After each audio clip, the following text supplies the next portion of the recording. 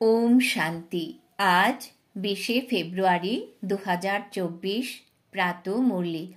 বাবা আজ বলেছেন, মিষ্টি বাচ্চারা, তোমাদের তন মন ধন দিয়ে আধ্যাত্মিক সেবা করতে হবে। আধ্যাত্মিক সেবার দ্বারাই ভারত গোল্ডেন এজ হয়ে যাবে। আজকের প্রশ্ন, চিন্তামুক্ত থাকার জন্য সদা কোন কথাটি স্মরণে রাখবে? তোমরা নিশ্চিন্ত কখন থাকতে পারবে? উত্তর, নিশ্চিন্ত থাকার জন্য সদা স্মরণে রাখবে এই ড্রামা হলো একদম অ্যাকুরেট। যা কিছু ড্রামা অনুযায়ী চলছে সবই একদম অ্যাকুরেট। কিন্তু বাচ্চারা, এখন তোমরা নিশ্চিন্ত থাকতে পারছো না। যখন তোমাদের কর্মাতীত অবস্থা হবে তখন তোমরা নিশ্চিন্ত হবে। এর জন্য যোগ খুব ভালো হওয়া উচিত। যোগী ও জ্ঞানী বাচ্চারা তখন গুপ্ত থাকতে পারবে না। ওম শান্তি। পতিত পাবন শিব ভগবান উবাচ। বাবা বুঝিয়ে দিয়েছেন যে দেহধারী মানুষকে কখনো ভগবান বলা যায় না।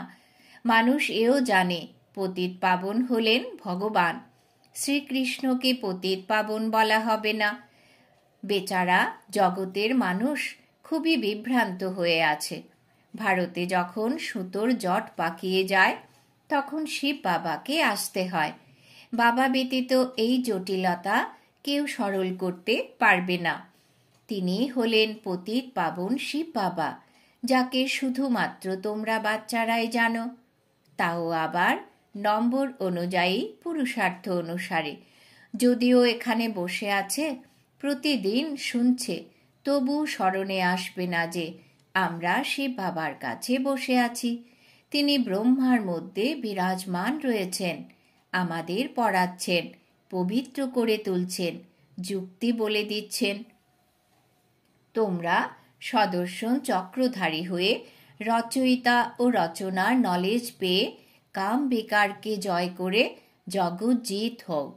তাহলে সেই পিতা পতিত পাবন, নূতন রচনার রচয়িতাও হলেন তিনি। এখন তোমরা অসীমিত রাজ্য প্রাপ্ত করার পুরুষার্থ করছ। প্রত্যেকে বুঝেছে যে আমরা শিব বাবার কাছে রাজ্যভাগ্য প্রাপ্ত করছি। এই কথাও যথার্থভাবে বুঝতে পারে না। কেউ একটু জানে, কেউ তো একেবারেই জানে না। শিব বাবা তো বলেন, আমি হলাম পতিত পাবন। আমাকে এসে কেউ জিজ্ঞাসা করলে আমি নিজের পরিচয় দিতে পারি। তোমাদেরও তো বাবা নিজের পরিচয় দিয়েছেন, তাই না? শিব বাবা বলেন, আমি সাধারণ দেহে প্রবেশ করি। ব্রহ্মার এই দেহ হল সাধারণ দেহ। কল্পবৃক্ষের শেষ প্রান্তে দাঁড়িয়ে আছেন। পতিত দুনিয়ায় তিনি দাঁড়িয়ে আছেন দেখানো হয়, এবং তারপরে এর নিচে তপস্যা করছেন। তাদের তপস্যা করা শিব বাবা শেখাচ্ছেন। রাজযোগ শিব বাবা শেখাচ্ছেন। নিচে আছেন আদিদেব, ওপরে আছে আদিনাথ। বাচ্চারা, তোমরা বোঝাতে পারো আমরা ব্রাহ্মণরা হলাম শিব বাবার সন্তান। তোমরাও শিব বাবার সন্তান, কিন্তু তোমরা জানো না। ভগবান হলেন এক, বাকিরা সবাই হলো ব্রাদার্স। বাবা বলেন, আমি নিজের বাচ্চাদেরই পড়াই।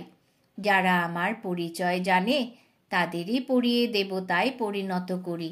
ভারতই স্বর্গ ছিল, এখন নরক হয়েছে। যে কাম বিকারকে জয় করবে সেই জগৎজিৎ হবে। আমি গোল্ডেন ওয়ার্ল্ডের স্থাপনা করছি। অনেকবার এই ভারত স্বর্ণ যুগ ছিল, তারপরে লৌহ যুগে এলো, সে কথা কেউ জানে না। রচয়িতা ও রচনার আদি মধ্য অন্তকে কেউ জানে না। আমি হলাম নলেজফুল। এটাই হলো এইম অবজেক্ট। আমি এনার সাধারণ দেহে প্রবেশ করে নলেজ প্রদান করি। এখন তোমরাও পবিত্র হও। এই বিকারগুলো জয় করলে তোমরা জগৎ জিত হবে। এই সব বাচ্চারা পুরুষার্থ করছে তন মন ধন দ্বারা আধ্যাত্মিক সেবা করে, দৈহিক নয়। একে স্পিরিচুয়াল নলেজ বলা হয়। এটা ভক্তি নয়। ভক্তির যুগ হল দাপর কলিযুগ, যাকে ব্রহ্মার রাত বলা হয়, এবং সত্যযুগ ত্রেতাকে বলা হয় ব্রহ্মার দিন। কোনো গীতা পাঠী এলে তাদেরকেও বোঝাবে গীতায় ভুল রয়েছে। গীতা কে গায়ন করেছে, রাজযোগ কে শিখিয়েছে, কে বলেছে কামবিকারকে জয় করলে তোমরা জগজ্জিত হবে? এই লক্ষ্মীনারায়ণও জগজ্জিত হয়েছে, তাই না? এনার 84 জন্মের রহস্য বসে বোঝাও। তিনি যেই হন, নলেজ নিতে তো এখানেই আসতে হবে, তাই না? আমি তো বাচ্চাদের পড়াই, কিন্তু তোমাদের মধ্যেও অনেকেই আছে যে এইটুকুও বোঝে না। তাই তো কথিত আছে, কোটির মধ্যে কেউ। আমি যা, আমি যেমন, কেউ তা 5%ও জানে না। তোমাদের বাবাকে জেনে পুরোপুরি স্মরণ করতে হবে। মামে কম স্মরণ করো। মামে কম স্মরণ করো না কেন? বলে বাবা ভুলে যায়। আরে, তোমরা বাবাকে স্মরণ করতে পারো না? যদিও বাবা বোঝেন স্মরণ করা খুবই পরিশ্রমের কাজ, তবুও পুরুষার্থ করানোর জন্য তোমাদের পাম্প করতে থাকেন। আরে, যে বাবা তোমাদের ক্ষীর সাগরে নিয়ে যান, বিশ্বের মালিক করেন, তাকেই ভুলে যাও? মায়া অবশ্যই ভুলিয়ে দেবে, টাইম লাগবে। এমনও নয় মায়া তো ভুলিয়ে দেবে তাই ঢিলে ঢালা হয়ে বসে যাবে। না, পুরুষার্থ অবশ্যই করতে হবে। কাম বিকারকে জয় করতে হবে। মামে কম স্মরণ করলে বিকর্ম বিনাশ হবে। যেমন বাচ্চারা আমি তোমাদের বলি, তেমনি কোনো বড় জাজ এলে তাকেও বাবা বলবেন বাচ্চা, কারণ আমি হলাম উঁচু ভগবান। উঁচু পাঠ তো আমিই পড়াই, প্রিন্স প্রিন্সেস পদ প্রাপ্ত করার জন্য। বাবা বলেন আমি এনাকে পড়াই, ইনি পরে শ্রীকৃষ্ণ হন। ব্রহ্মা সরস্বতী তারা পরে লক্ষ্মীনারায়ণ হবেন।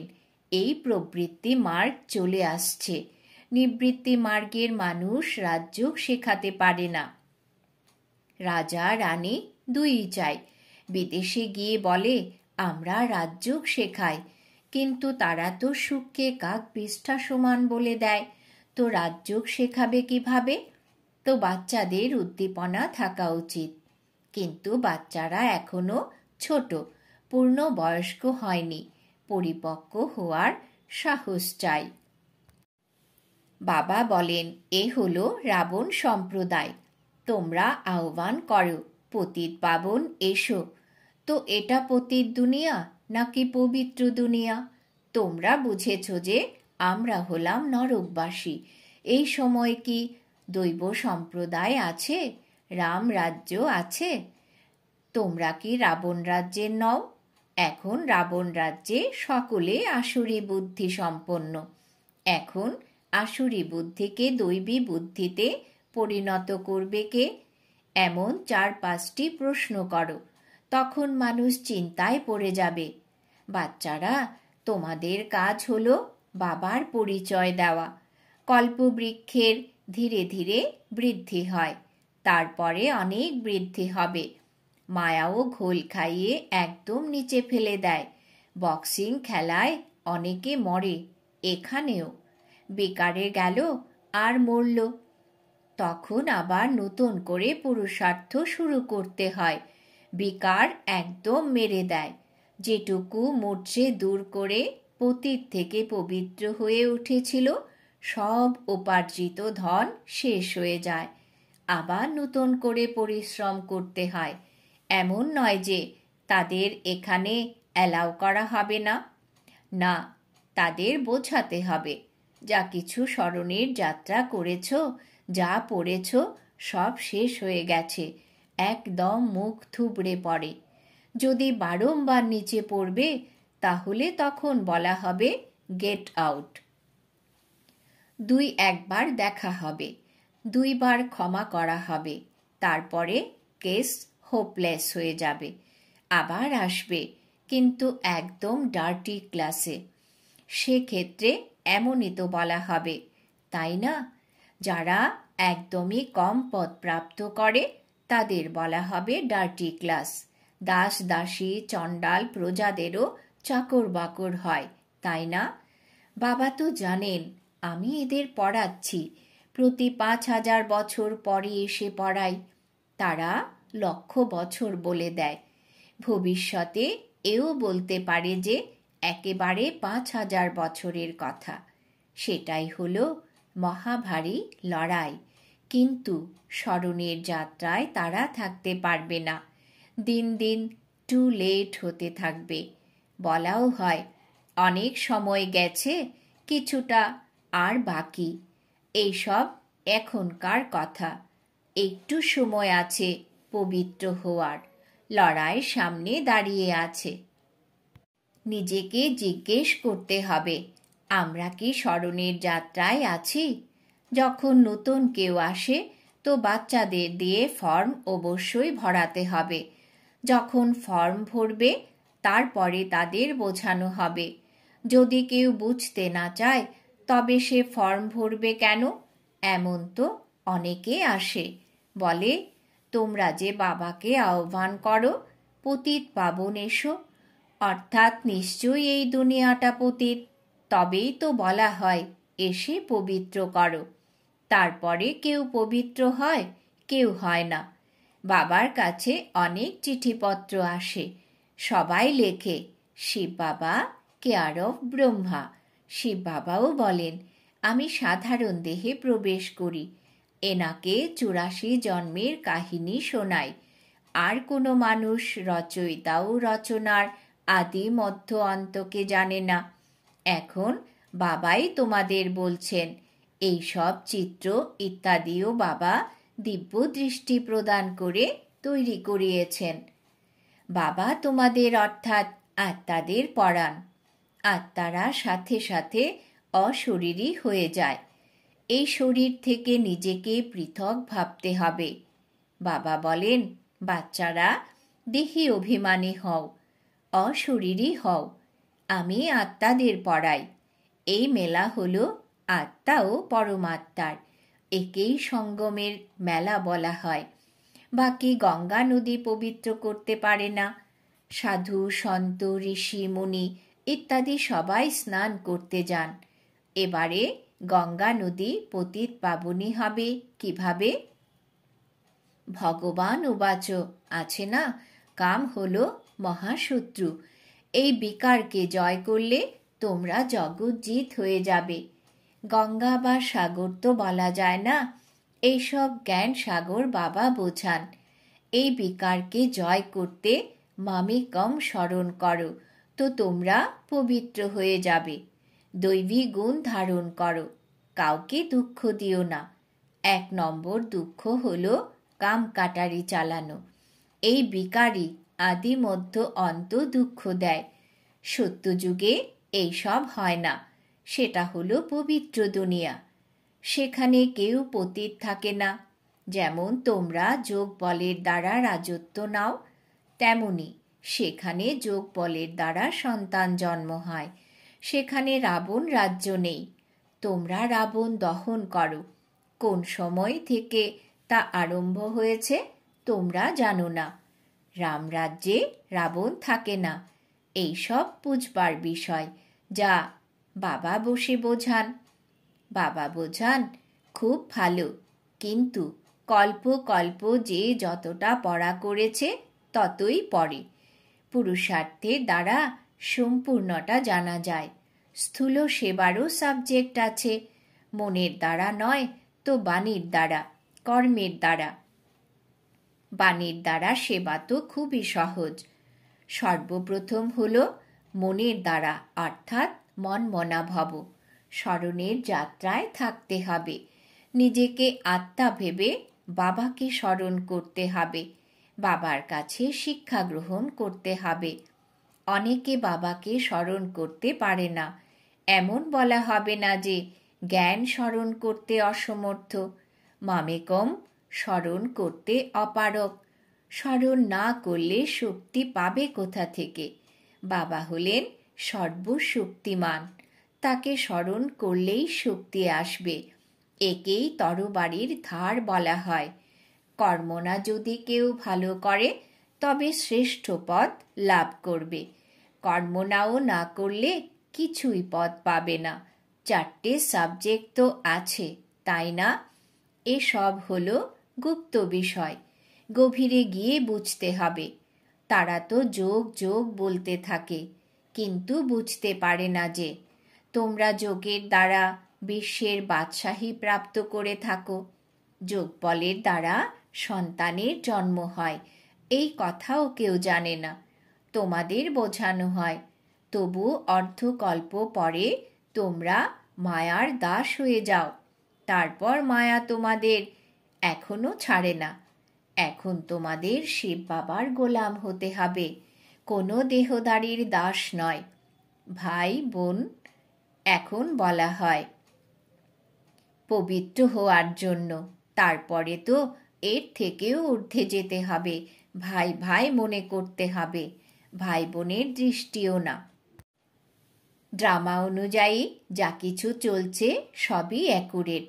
ড্রামা একেবারে অ্যাকুরেট। শিব বাবা তো হলেন সদা চিন্তামুক্ত। ব্রহ্মা বাবার অবশ্যই চিন্তা থাকবে। চিন্তামুক্ত বা নিশ্চিন্ত তখনই হবেন যখন কর্মাতীত অবস্থা হবে। ততক্ষণ পর্যন্ত কিছু না কিছু হয়। যোগ ভালো চাই। যোগের জন্য বাবা এখন জোর দেন। এর জন্যই বলা হয় ক্ষণে ক্ষণে ভুলে যাও তোমরা। বাবা অনুযোগ করেন যে বাবা তোমাদের এত খাজানা দেন তাকেই তোমরা ভুলে যাও। বাবা জানেন কার জ্ঞান আছে কার নেই। জ্ঞানী কখনো গুপ্ত থাকবে না, সে সাথে সাথে সার্ভিস করে প্রমাণ দেবে। অতএব এই সব হলো বুঝবার বিষয়। আচ্ছা, মিষ্টি মিষ্টি হারানিধি বাচ্চাদের প্রতি মাতা পিতা বাপ দাদার স্মরণের স্নেহ সুমন আর সুপ্রভাত। আত্মাদের পিতা তার আত্মারূপী বাচ্চাদেরকে জানাচ্ছেন নমস্কার। আমরা আত্মারূপী বাচ্চারা আমাদের মাতা পিতা বাপ দাদাকে জানাই স্মরণের স্নেহ সুমন সুপ্রভাত নমস্কার। ধারণার জন্য মুখ্য সার। 1 নম্বর, মায়ার বক্সিংয়ে হারবে না। পুরুষার্থে ঢিলে ঢালা হয়ে বসে যাবে না। সাহসের সঙ্গে সেবা করতে হবে। 2 নম্বর, এই ড্রামা হলো অ্যাকুরেট, তাই কোনো বিষয়েরই চিন্তা করবে না। কর্মাতীত অবস্থা প্রাপ্ত করবার জন্য একমাত্র বাবার স্মরণে থাকতে হবে, কোনো দেহধারীর গোলাম হবে না। বরদান। বাবা আজ বরদান দিয়েছেন, শ্রীমত অনুসারে সেবাতে সন্তুষ্টতার বিশেষত্বের অনুভবকারী সফলতা মূর্তি ভব। শ্রীমত অনুসারে সেবাতে সন্তুষ্টতার বিশেষত্বের অনুভবকারী সফলতা মূর্তি ভব। ব্যাখ্যা: যে সেবাই করো, কোনো জিজ্ঞাসু আসুক বা না আসুক, কিন্তু নিজেই নিজের প্রতি সন্তুষ্ট থাকো।